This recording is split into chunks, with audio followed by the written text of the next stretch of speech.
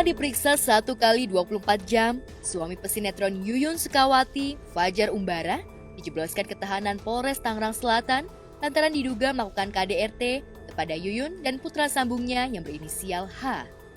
Setelah laporan Yuyun di Polsek Pondok Aren dilimpahkan ke Polres Tangerang Selatan, tim penyidik langsung menetapkan Fajar sebagai tersangka dan menahan sutradara yang juga merangkap sebagai penulis skenario itu.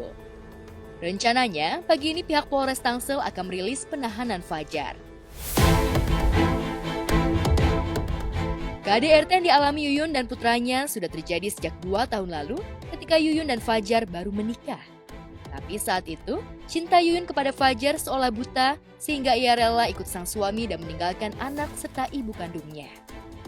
Tapi ketika sang ibu meninggal dunia pada Februari lalu, H terpaksa ikut ibu kandung dan ayah sambungnya. Sejak itulah, H kembali mendapat perlakuan kasar dari Fajar. Puncaknya pada 23 Maret lalu, ketika H mengalami cedera fisik dan psikis yang cukup parah, sehingga harus dirongsen dan menjalani konseling dengan psikolog.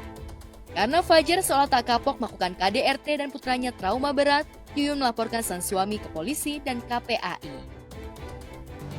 Untuk apa saya ngorbanin diri saya sampai hancur-hancuran badan saya, psikis saya, apalagi anak saya yang paling saya sangat terpukul. Untuk apa kalau semua ini hanya untuk sensasi atau bohong yang menurut dia seperti itu gitu, nggak ada gunanya gitu. Buat apa saya ngorbanin diri saya tuh.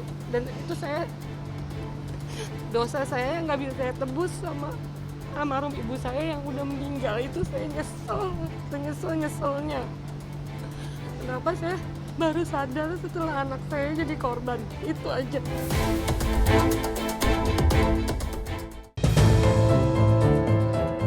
Kabarnya setelah menjerat Fajar dengan kasus KDRT, Yuyun siap menggugat cerai suaminya itu.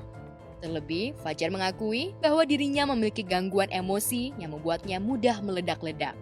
Menurut Yuyun, Fajar juga pernah melakukan kekerasan kepada istri pertamanya dulu. Lalu benarkah Yuyun akan melayangkan gugatan cerai di bulan Ramadan? Dengan siapapun juga dia kayaknya, kalau saya lihat ya, baik di rekan kerja atau apa ya, memang karakternya seperti itu gitu. Ya saya salah aja waktu itu nggak mencari tahu, terlalu yakin dengan diri saya sendiri waktu itu. Karena saya lihat dia religius kan, tapi ternyata kan dia dengan mantan istrinya pernah dia mukul sampai pingsan, itu pun diakuin oleh Fajar Umbara sendiri. Terus juga pernah dengan saudaranya sendiri juga dia pernah clash juga kan di medsos gitu kan, sampai mau pakai waktu itu. Ya bilangnya sih penulis, tapi selama sama saya kan juga buktinya dia nganggur. Ya kerjanya cuma tidur aja kalau di rumah. Jadi kayaknya kalau laki-laki kan sebenarnya harusnya dia harus apa ya, harus mau susah gitu. Saya karena udah punya keluarga kan, istilahnya gitu, apapun gitu. Jangan berhayal saya pengen jadi ini produser gini, nanti kalau saya turun begini nulis lagi saya jatuh nama saya. Harusnya kan jangan. Ya mau aku apapun namanya rezeki diterima aja lah, nggak apa-apa gitu. Jangan terlalu memaksakan diri kita, berambisi boleh, tapi jangan kita kemampuan belum akhirnya jadi tersangkut hutang banyak. Enggak, aku pengennya cerai aja. Baru Iya. rencana Iya, iya. Iya.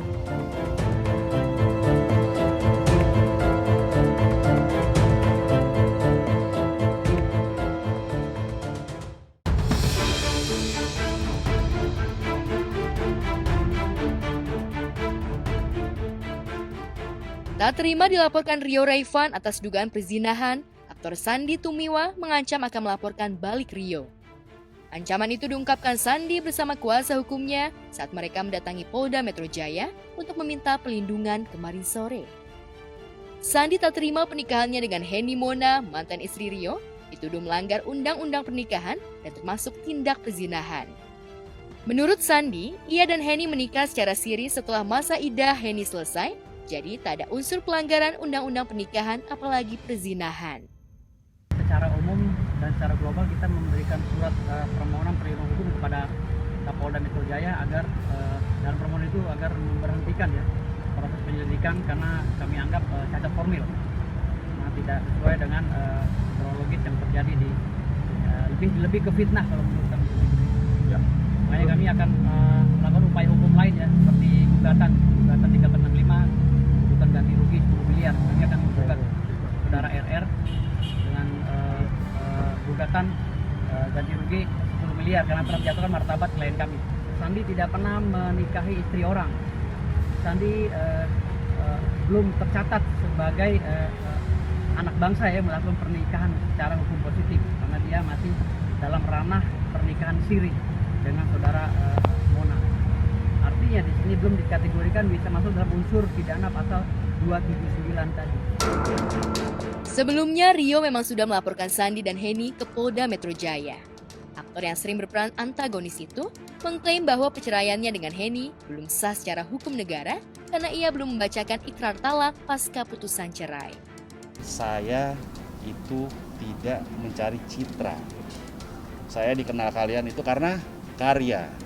Itu seperti itu. Saya juga sekarang lagi dalam produksi syuting gitu. Saya tidak mau terganggu konsentrasi saya hanya dengan fitnah terus. Toh saya juga sudah ketemu mereka. Sudah ketemu yang mengaku keluarganya Sandi. Itu segala macam. Mereka lebih bijak mungkin ya. Karena mereka tahu hukum. Itu seperti itu. Tapi ternyata tidak ketemu titik temu. Dan akhirnya sudah. Kita berembuk keluarga dulu ya Bang ya. Segala macam. Ya inilah langkah yang kita ambil. Secara hukum di pengadilan belum ingkrah perceraian. Belum ada ikrar Belum talak. ada ikrar talak di pengadilan. Ya, sebenarnya sih mungkin belum sadar kalau dia udah cerai kan gitu. RRI belum sadar kalau udah cerai. Jadi ya Mungkin juga gimana.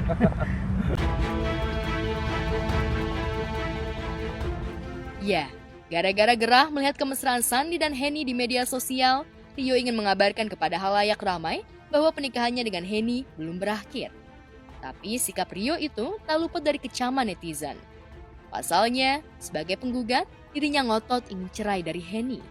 Tapi setelah majelis hakim mengabulkan gugatan cerainya pada 25 Februari lalu, Rio tak kunjung membacakan ikrar talak. Sikapnya itu terkesan menggantung status Henny yang saat itu sudah mengumbar kemesraan dengan Sandi. Di sisi lain, Henny terkesan cepat move on dan sengaja memanas-manasi Rio. Lantas, apakah Sandi merasa Rio cemburu pada kemesraannya dengan Henny? Sandi belum pernah menikahi Mona sebenarnya, ya. Tapi baru menikah siri sesuai dengan apa yang tertuang dalam pasal 2 ayat 1 Undang-Undang nomor 1 tahun 74 tentang perkawinan.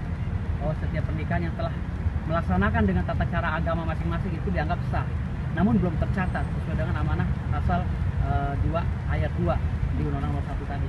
Bang, kalau ikrar talaknya itu kapan ya? Kan kalau tadi 25 Februari itu putusan dari pengadilan agamanya kan? Iya.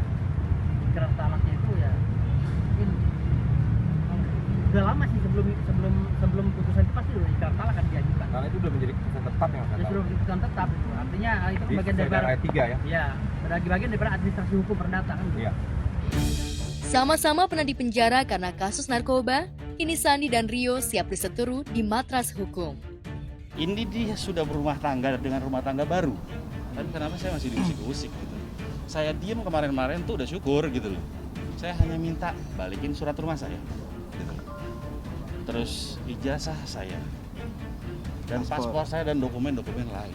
Saya kan minta apa-apa kok gitu. Kita ngikutin arah Ya kita permainannya. ngikutin aja aturannya seperti apa gitu aja sih. Pokoknya kita berdua tetap pakai semboyan ya slogan.